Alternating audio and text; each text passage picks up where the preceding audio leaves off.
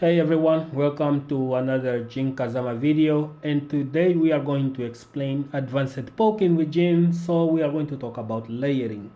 And before I talk about layering, I want to give you a general prospect on the character, because Jin is among the best poking characters in the game, if not the best. He has, right, we all know that he has a good down 4, and this is going to make a sense just in a minute. He has forward 4, which has amazing range, right, and it's a really good tool to punish people from long distance. It's really amazing. And it also has something that many characters would kill to have, which is an electric. And why I say that, because Mishimas are the only characters in this game that are allowed to have an intuitive launcher. And to explain you this better, you're gonna have to go back to what is the first motto of Tekken, right? You see a lot of people playing Tekken, and they try a launch every single now and then, and if they caught you moving, like if they call you moving, you are going to take a lot of damage, right? But the thing is that you can really only launch in this game when you see a clear opening, because launchers in Tekken, for the 90% of the time, they are punishable. Even if they are not launch punishable, they are punishable in some way. So some characters are allowed to have a small risk with their launchers, while others do have bigger risks. For example, Mishimas are the only characters with literally no risk when it comes down to doing electrics, because the only way to punish an electric is to duck, right? And Mishimas want you to duck, because when you duck in Tekken, you cannot move, so you're going to stay still in one way while the other characters move around. Like, they can sidestep better, they can do mids and stuff that is going to condition you to stand again. And this is the premise of Tekken. So you're gonna have to poke until you find a good opening, so you can launch and make your opponent pay big with damage that they cannot escape, right? And this is why Mishimas do have intuitive launchers, because the electric, it's so fast that if you block it, it's plus, right? So they are the only characters that can go out in a limb, and they sense that if something has whiffed right in front of them, they can really just electric wind, god fist, electric wind, hook fist. So many characters would actually kill to have this, because even if they block it, your electric, you are still plus, it's still your turn, right? So this is why electrics are so good. And even now on season 4, the electrics are even better when they whiff, because it's so hard to punish on whiff. And this is something that Jin is really not on par with the other Mishimas, because his electric do recover slightly slower than the Mishimas, and it's easier to punish when it comes down to the AH electric. Devil Jin and of course Kazuya electric are much faster on recovery compared to regular Jin, which is much slower. But this doesn't mean that Jin electric sucks. It's actually pretty good as well, because it has a perk on its own. It does a lot of damage, right? So you're gonna have to be at just frame every time, because it does a lot of damage. And the more stats are added to it, the more it does. For example, on counter hit, it does even more damage.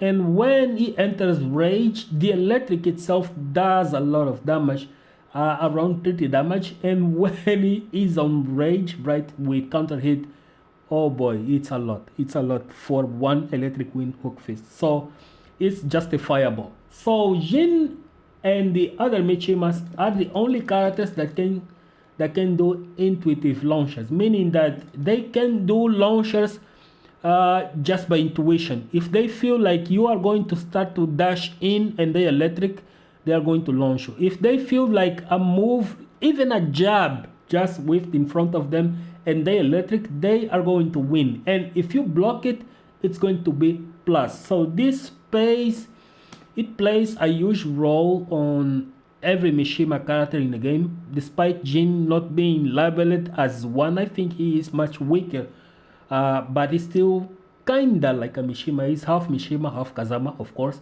But one of the things that makes Jin really strong up close is his electric wind hook fist.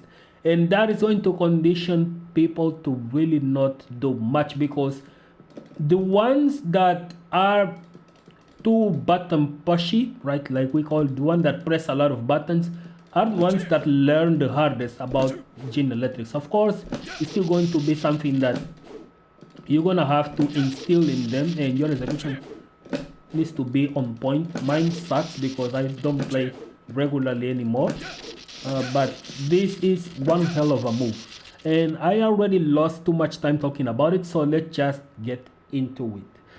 So for that, for advanced poking, you are going to need the small amount of tools possible. So jabs, right, 10 frames, all these are going to be needed. You're going to need a down forward 4, and you're going to need the electric. Is optional, it's not exactly needed, but if you have it in your arsenal, then your game is going to go up a tons in intuitive launching, or when it comes down to launching any character on with. This is really good, but my advice is start playing your game without it first, and when you are really good with it, then you are going to start to see the openings when you want to use your electric. And finally, the most important tool in the game, in my opinion, a down for 1.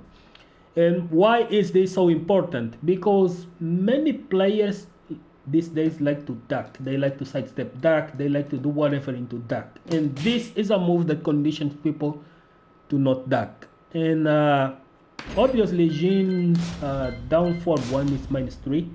And that's because it has an extension, right? But still one hell of a move, and I'm going to explain you why.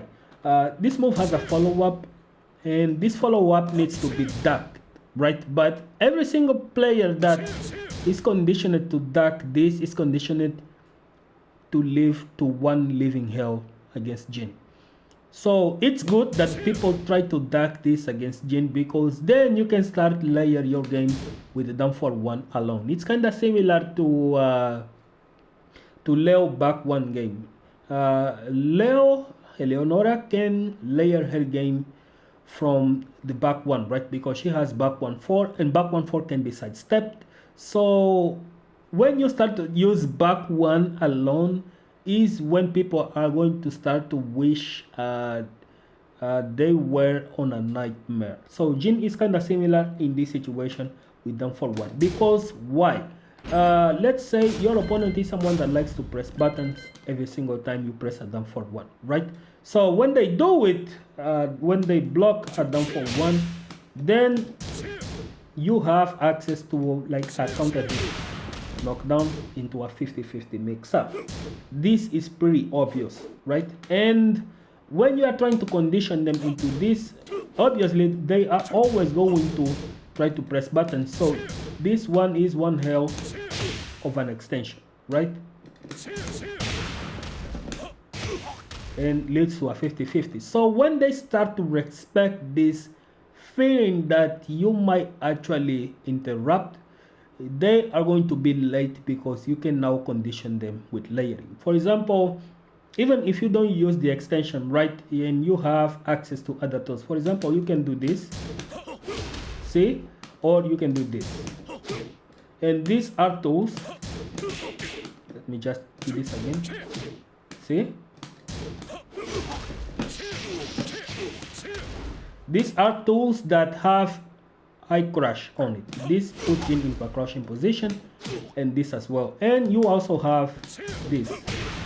See, this has a built-in sidestep right, sidestep left, which is good against Akuma. And you can avoid like straight up jabs and beat Akuma with it. But these are kind of like less the risk, right? But you can actually do like a sidestep right into a duck, right? A sidestep into a duck. and launch characters who are doing something like this, for example. And if they are checking, you can even use one standing 1-2. One standing 1-2 is also one hell of a tool to do this. Or you can just simply use like this. For example, it's one of the tools that you can use just to add that small damage and punishment and force your opponent to try to do something more riskier, like using a punishable low or using like a very punishable launcher. So that is the conditioning that is going to have. So if your opponent knows that they can really not attack you with jab in this situation, because you have the extension that has a counter hit, you have lows that is going to force them to duck in between so they cannot get counter hit launched, then they're going to have to start using something else. For example, if they are trying to duck, then you can double down for 1, for example. It's just one option. Or you can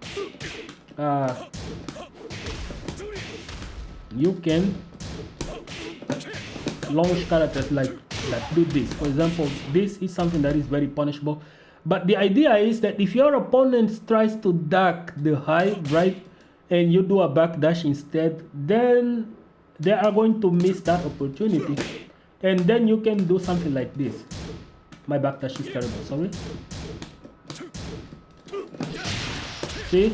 So that is the intuitive launcher that I talked about. And you can use this to bait out characters. See?